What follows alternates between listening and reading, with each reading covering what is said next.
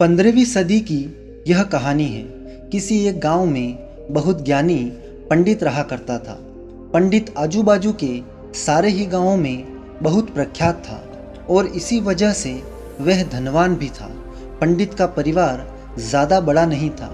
पंडित अपनी पत्नी के साथ अपने बहुत बड़े घर में अकेला रहा करता था, क्योंकि पंडित को कोई बेटा नहीं था और एक बेटी थी जिसका विवाह पास के गांव वाले एक श्रीमंत के लड़के से हो चुका था।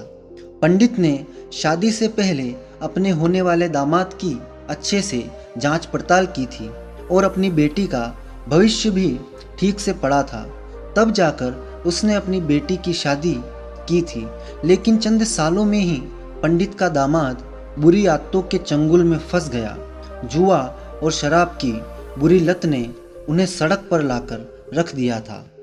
अपने बेटी की ऐसी दुर्दशा देखकर पंडित की पत्नी का मन काफ़ी दुखी होता था और अक्सर पंडित को कहा करती थी कि तुम जाकर उनकी मदद कर आओ। पंडित हमेशा अपनी बीवी को यह कहकर उनकी मदद करने के लिए मना कर देता था कि अभी कुछ समय तक उनका बुरा वक्त चलना है। हम चाहे कितनी भी कोशिश कर ले, लेकिन जो उनके नसीब में नहीं है वह उन्हें नहीं मिल पाएगा। पंडित की ऐसी बातों से उसकी पत्नी काफ़ी दुखी हो जाया करती थी और मन ही मन वह सोचती थी कि कैसा स्वार्थी पिता है, अपनी बेटी को इतने कष्टों में देखकर भी उसकी मदद करने के लिए मना करता है। आखिर भगवान ने इतना सारा धन धान्य दिया है, उसका क्या करेंगे?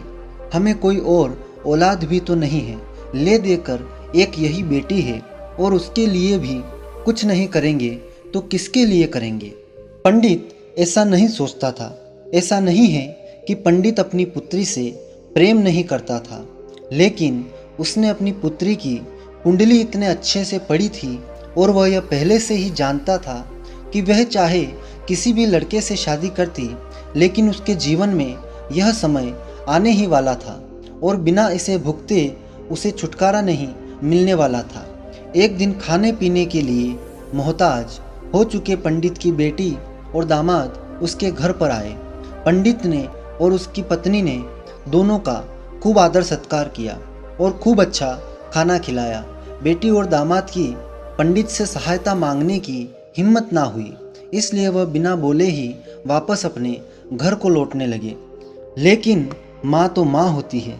पंडितायन से रहा नहीं गया और बिना पंडित की इजाज़त के उसने चोरी छिपे बूंदी के लड्डू बनाकर उसमें सोने के सिक्के रख दिए और बेटी और दामाद को दे दिए, ताकि बेटी और दामाद की कुछ आर्थिक सहायता हो सके। पंडितायन यह भी जान गई थी कि बेटी और दामाद शर्म के मारे उनसे मदद नहीं मांग रहे थे, इसलिए उसने बेटी और दामाद को भी लड्डुओं में छिपे सिक्कों के बारे में कुछ नहीं बताया। जाहिर सी बात है कि जब वे लोग घर जाकर लड्डू खाएंगे तो उन्हें उसमें सोने के सिक्के मिल जाएंगे। इस तरह बिना उनके मांगे ही उन तक मदद पहुंच जाएगी।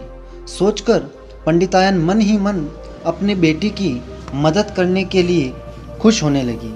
पंडित के दामाद और बेटी उन दोनों का आशीर्वाद लेकर अपने घर की तरफ रवाना हो गए। उन दिनों गाड़ियां नहीं होती थी, घोड़ा गाड़ी या बैलगाड़ी चलती थी। पैसे ना होते तो चीज़ों के लेन देन से भी व्यवहार होता था। बेटी और दामाद का घर पंडित के घर से कोसों दूर था, फिर भी पैसों की कमी के चलते वह चलकर अपने गांव की तरफ निकल पड़े। थोड़े दूर ही चले थे कि पंडित की बेटी के पैर में मोच आ गई और अब उसको चलना भी मुश्किल लग रहा था।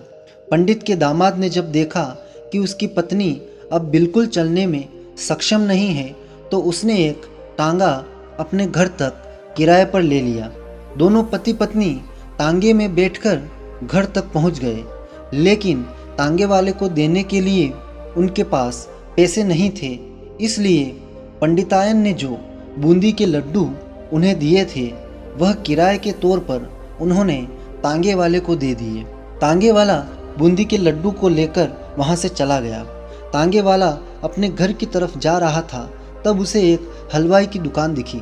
उसने सोचा कि थोड़े से बूंदी के लड्डुओं से मेरे घर के लोगों का पेट थोड़ी भरने वाला है, इससे अच्छा मैं इन बूंदी के लड्डुओं को बेचकर उनसे कुछ चावल खरीद लेता हूँ। तांगे वाले ने बूंदी के लड्डू हलवाई को बेच दिए।